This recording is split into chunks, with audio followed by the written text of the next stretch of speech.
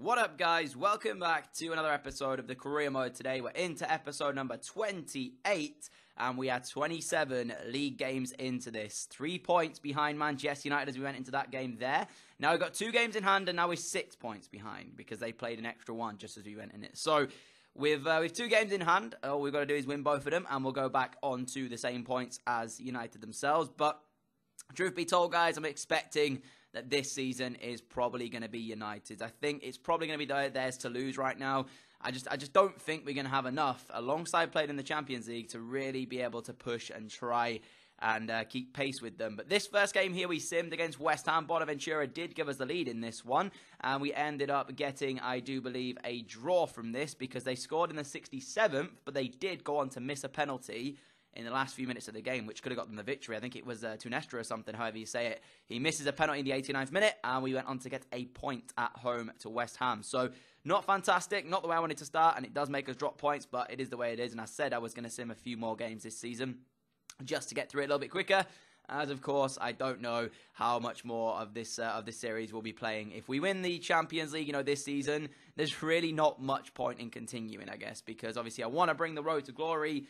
Me working alongside doing this as a hobby, I don't have a lot of time to be able to do as many series as I have been, which is why the Road to Glory one's taken quite a hit recently, because of the fact that I have been not really around my PC and the Xbox as much as I was previously. So, of course, I don't want to start something and not be able to finish it pretty much. Like, that's my biggest pet hate, is when I start something and not able to finish it. So, yeah, I'm not sure when the next episode of the Road to Glory will come out. Maybe this weekend if I get enough time to be able to play it and I'm actually at my PC, because if you don't know, sometimes, guys, I have basically 2 different places where I sleep. I have one parent's house and my other parent's house, and it depends where I am on the day. And of course I don't have the ability to carry around my my desktop PC wherever I'm going, so that's the reason why sometimes I'm not around my PC. But anyways, let's get into today's episode. As you can see on the screen there, we are playing a 3 at the back against Manchester City at the Etihad here. City as well are up there, but I don't think they'll be able to win the title this season, but they could stop us from doing that. And Smolov here in the first few minutes of the game initially had an effort which went goalwards, which we get a corner from because it was deflected out. Rashford whips in the corner towards Rob Holding, who wins his header, but he puts it over the top of the crossbar rather than in between the sticks. So it is still 0-0 in the game. And then 42 minutes in, Rashford picks up the ball here. Really good work. Finds Munier in between 2 defenders, and he should do better with the effort there. He's got to at least test the goalkeeper a bit more than he did. So as we move into the second half, Smolov then gets through one-on-one with Ederson. And once again, a poor shot from us. My finishing just wasn't there. I don't know what was wrong with us. We then gave it to Bonaventura, who just didn't pull the trigger. Like, seriously, all he had to do was shoot, and he just didn't do that. He basically tried to take an extra touch for some reason, which I don't know why. As we went into the 86th minute, Bonaventura, the latest of the chances here, which Ederson beats away again.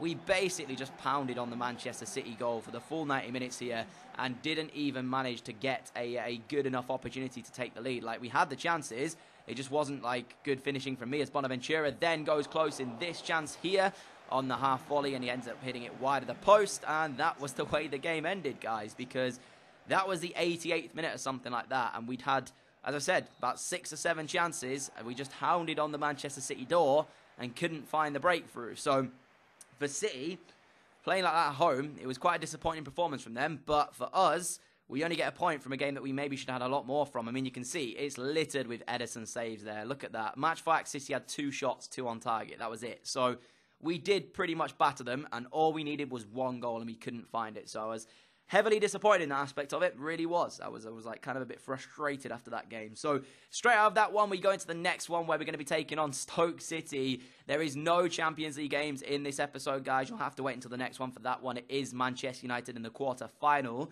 of the Champions League. So again, United could be our kryptonite. We'll have to wait and see. Somebody who is our kryptonite, though, it's Stoke. And last season, if I remember rightly, they did the double over us, especially when they had, was it Diouf? Or maybe they didn't do the double overs in the end. I think we came back to win one of the games, maybe. But certainly speaking, I remember Diouf was an absolute pain in the backside when I played against Stoke last season.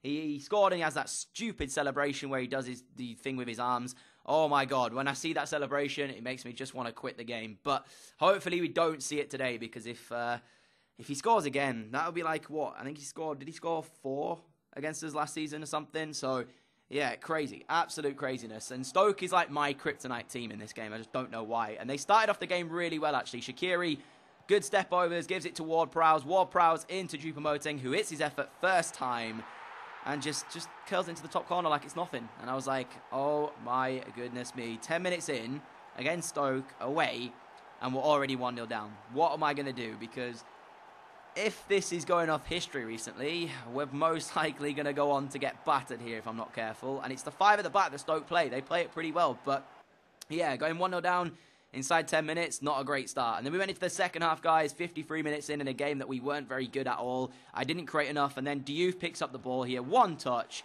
to set himself. The second one to smash it into the top corner. And there is the celebration that I did not want to see. Stoke City 2, Huddersfield 0. I think we can pretty much kiss the title chances goodbye. Like, I don't think we've got any chance now. If this is going to end 2-0 and we already get a point against West Ham and we get a point against Man City, we've dropped so many points so far that United are just going to run away with it. So I think we can pretty much kiss the title chances goodbye. But then Smolov on the 63rd minute gave it back to Aqua. Aqua to Moy. Moy to the loanee from Valencia, who gives it off to Bonaventura, finds Aiden Hill in the penalty area. And he gives us a glimmer of hope because he manages to find the back of the net with that right-footed strike there.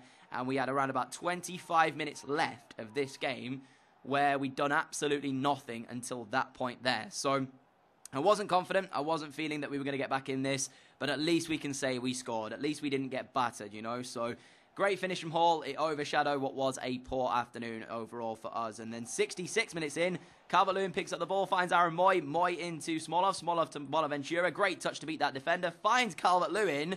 And all of a sudden, 3 minutes had gone. And it was Stoke City 2, Huddersfield 2. I was stunned. I was absolutely stunned. I just started playing with this mentality of I've lost anyway. Let's just enjoy the game, basically. And when I do that, normally, I start playing well. But all of a sudden, within 3 minutes, we've gone from 2-0 down to 2-2 in the game. And I think at that point, Stoke was shook because they started making mistakes that they didn't do in the first kind of half. And 88 minutes in, Calvert-Lewin found Hill on this right-hand side, who whips a fantastic cross to his counterpart on the left. And his header is golden because it finds the back of the net, even after the Stoke City goalkeeper tried his best to jump over and make the save. It was a really melodramatic or kind of dramatic save. I don't know why he did what he did. You can see it from the replay. He goes absolutely crazy with his save. But regardless, we had all of the players, barring the goalkeeper, pretty much celebrating there because that was a 90th minute winner, potentially, after they'd been 2-0 down with 25 minutes to go. Is this the best comeback that we've seen here in this series for Huddersfield at the moment? Or has it been a better one? I mean, I can't think of one at the top of my head because speaking of it, like, seriously, being 2-0 down to come back and win 3-2 in the 90th minute as well, that's sensational. Absolutely sensational. So great play again from Huddersfield. It was a very bad performance in the first 60 minutes, but the last 30 were very good indeed. And Stoke were pretty much shocked. They just didn't know what had hit them. They'd found themselves lose a 2-goal lead and end up getting nothing out of the game they dominated in the first half. So, yeah, I mean, I'm glad we came back because if I show you the match facts after the game, we literally gave Stoke 2 shots and they scored them both. But overall, I looked at that and I was like, well, if you're looking at match facts and stuff, you would say that Huddersfield shook them out on top. I mean, look at those match facts. 2 shots, 2 on target for Stoke. They scored them both. We had 6 shots, 5 on target and scored 3. So, I mean, I can't really say anything else other than that. But, yeah, it was a crazy game, actually. I was expecting to lose that. As soon as I went 2-0 down, I was like, oh, great, we're going to lose. But, again, United, I'm not sure how they got on, but I'm pretty sure they are running away with it right now. You can see there was a fair few draws, actually, on this Wednesday. Liverpool drawing, City drawing, and Swansea drawing. So, yeah, fair few draws there. But as we move into the final game of today's episode, I'm actually forced into playing the backup side with Rashford and Meunier up top because straight out after this, we've got a game against United in 3 days. So I didn't want to play my main team, especially because my main team also had a lot of fitness issues. So we were forced into playing this pretty much. And that kind of isn't the greatest thing to have when you're chasing a league title, especially against somebody like Spurs, who are also in the top 4 and most likely going to be able to dominate the game here against this backup side. But I've put them out there. They've got a chance to showcase why they should be maybe getting in the starting 11 originally. So let's see if the boys can do it as we're taking on Spurs at Wembley for game number 3 here. As I said, we've still got Rashford. He still starts up top, so Rashford is still pretty decent, I guess. And I don't know if you can see, guys, I had a bit of an issue after this. The recording software started playing up. But luckily, we did catch 2 of the 3 goals in this episode. So in this game, sorry. So there is 1 goal that we sadly have to miss, and that is because of the recording software doing what it did. It just basically jumps a couple of times. So I apologize again for this. It happened a few episodes ago actually now, and yeah, I don't really know what it is other than the fact that it could be Melgato messing up. But yeah, so as I'm showing you, 12 minutes in, it was 0-0. We then scored to make it 1-0. Huddersfield took the lead, and then you can see in a moment when it skips from this to the next little bit of gameplay that the scoreline does change. But sadly, I can't show you that goal. The way we scored it, if I remember rightly, was a corner that was played short to Ince. Ince then whipped it towards the back post, and in the end, Tommy Smith was the man to put us in the lead. So, yeah, that's the way we scored the goal. And then Spurs, in the 41st minute, it found its way to Eriksson, who, of course, scored a hat-trick in real life recently for Denmark. He does the business here for Spurs because he smashes one in from the edge of the area there on the 41st minute of the game.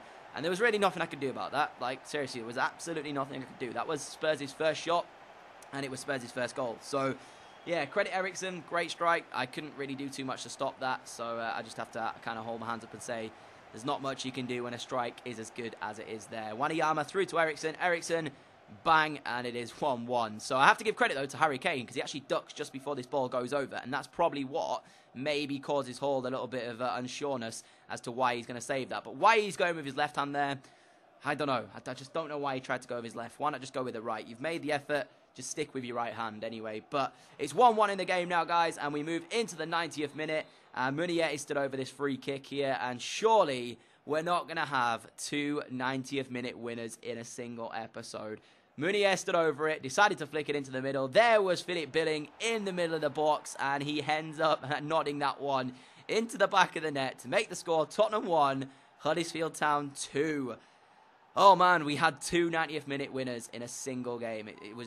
It was like mad. I was sat there thinking, how have I done this again? And the worst bit is, right, every time I get chances to cross the ball from there or like bang centre of the pitch like it is there, normally I just shoot because I don't see the point in trying to cross it. But I just decided I've got a fair few, you know, tall players in the side, pretty good aerial players. So why not try and dip one in and see if anybody can get the head on it? And luckily, Billing did that, and Billing found the back of the net as well. Lloris couldn't get down to make the save quick enough. So just like that, 2 games in today's episode. We could have had such a bad episode by dropping points. We could have potentially lost the one against Stoke, and we could have potentially picked up a draw here against Spurs and not won a single game. But luckily, 2 90th minute winners, and we have come away with at least 2 victories today, so that's not too bad. United, though, did win 3-0 at Fulham, so they are pretty much running away with it, as I said. You are going to see a league table, guys, in the back end of today's episode. I just want to say as well, apologies if the commentary has been a bit different today. I'm not feeling too great this morning, but, of course, I want to get you guys videos. So hopefully you're going to enjoy it regardless. A like, we greatly appreciate it, as always, guys. Thank you so much for all of your support on the channel. I really do appreciate it. I will see you all again